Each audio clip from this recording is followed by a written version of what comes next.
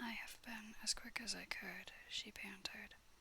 You have been wonderfully quick, her father retorted, with a vindictive politeness that was quite thrown away upon her. Michael first, he said doggedly. Father first, said Michael, who was of a suspicious nature. I shall be sick, you know, Mr. Darling said threateningly. Come on, father, said John.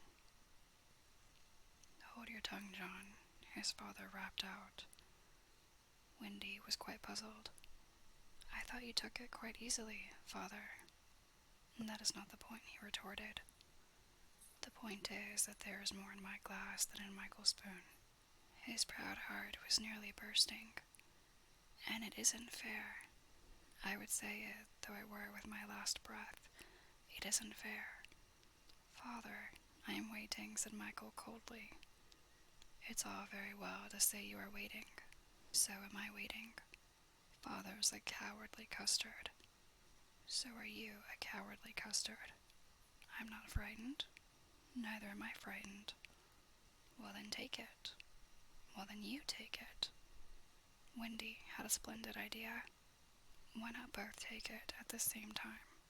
Certainly, said Mr. Darling. Are you ready, Michael? Wendy gave the words 1, 2, 3, and Michael took his medicine. But Mr. Darling slipped his behind his back. There was a yell of rage from Michael, and "Oh, father," Wendy exclaimed. What do you mean by "oh, father"? Mr. Darling demanded. Stop that row, Michael. I meant to take mine, but I missed it. It was dreadful the way all the three were looking at him just as if they did not admire him. Look here, all of you, he said entreatingly, as soon as Nana had gone into the bathroom. I have just thought of a splendid joke. I shall pour my medicine into Nana's bowl and she will drink it, thinking it is milk. It was the color of milk, but the children did not have their father's sense of humor, and they looked at him reproachfully as he poured the medicine into Nana's bowl. What fun, he said doubtfully, and they did not dare expose him when Miss Darling and Nana returned. Nana, good dog, he said, patting her.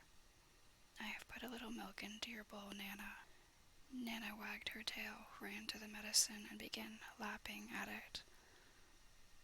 Then she gave Mr. Darling such a look, not an angry look. She showed him the gray-red tear that makes us so sorry for noble dogs and crept into her kennel. Mr. Darling was rightfully ashamed of himself, but he would not give in. In a horrid silence, Miss Darling smelt the bowl. Oh, George, she said, it's your medicine.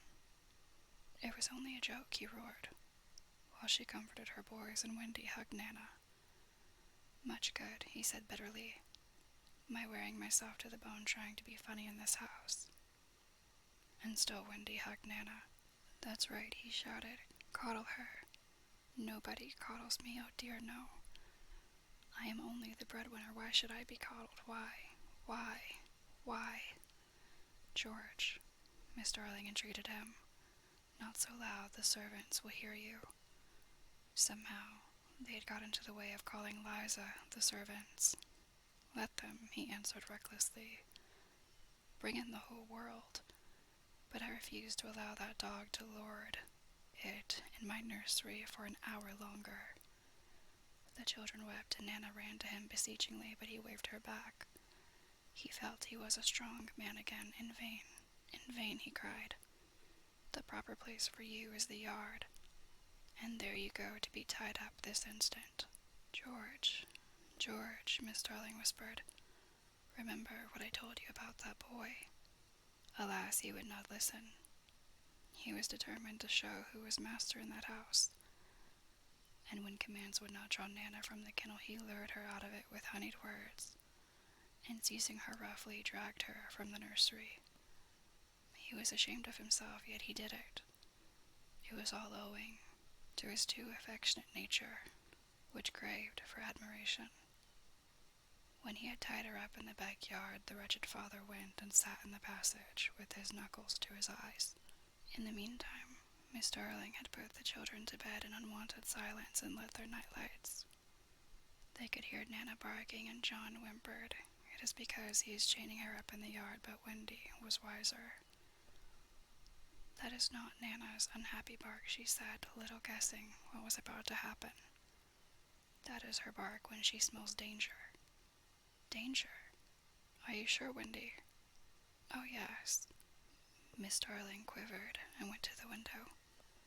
It was securely fastened. She looked out, and the night was peppered with stars.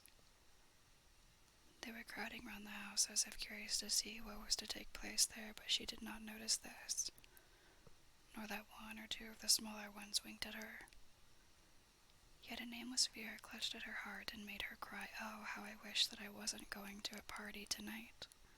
Even Michael, already half asleep, knew that she was perturbed, and he asked, "Can anything harm us, Mother, after the night lights are lit?" "Nothing, precious," she said. "They are the eyes a mother leaves behind her to guard her children." She went from bed to bed singing enchantments over them, and little Michael flung his arms round her. "Mother," he cried, "I'm glad of you." They were the last words she was to hear from him for a long time. Number 27 was only a few yards distant, but there had been a slight fall of snow, and Father and Mother Darling picked their way over it deftly not to soil their shoes. They were already the only persons in the street, and all the stars were watching them. Stars are beautiful, but they may not take an active part in anything. They must just look on forever. It is a punishment put on them for something they did so long ago that no star now knows what it was.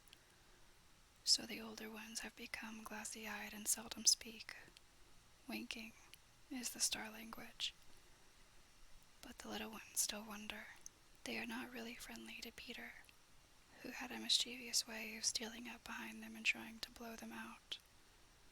But they are so fond of fun that they were on his side tonight, and anxious to get the grown-ups out of the way. So as soon as the door of 27 closed on Mr. and Miss Darling, there was a commotion in the firmament, and the smallest of all the stars in the Milky Way screamed out, "Now, Peter."